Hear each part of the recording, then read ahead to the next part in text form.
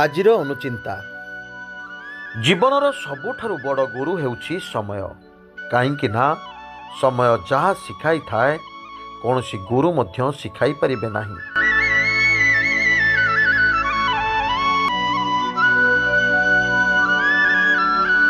ଅଭିମାନ କହେ ଯେ କାହାର ଆବଶ୍ୟକତା ନାହିଁ, କିନ୍ତୁ ଅନୁଭବ କହେ ଯେ ସମୟ ପଡ଼ିଲେ ଧୂଳି ମଧ୍ୟ ଆବଶ୍ୟକ ହୁଏ।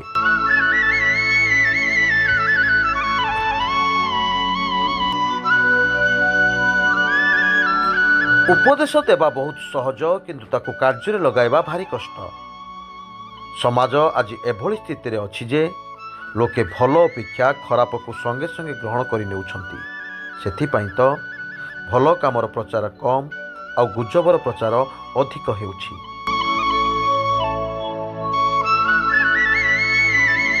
ଆଜିର ଦିନଟି ଆପଣଙ୍କ ପାଇଁ ମଙ୍ଗଳମୟ ହେଉ, ଭଗବାନଙ୍କ ପାଖରେ ଏତିକି ପ୍ରାର୍ଥନା କରୁଛି। ସ୍ୱତନ୍ତ୍ର ଓଡ଼ିଶା ନ୍ୟୁଜ୍ ତରଫରୁ ମୁଁ ଦେବାଶିଷ। ଜୟ ଜଗନ୍ନାଥ।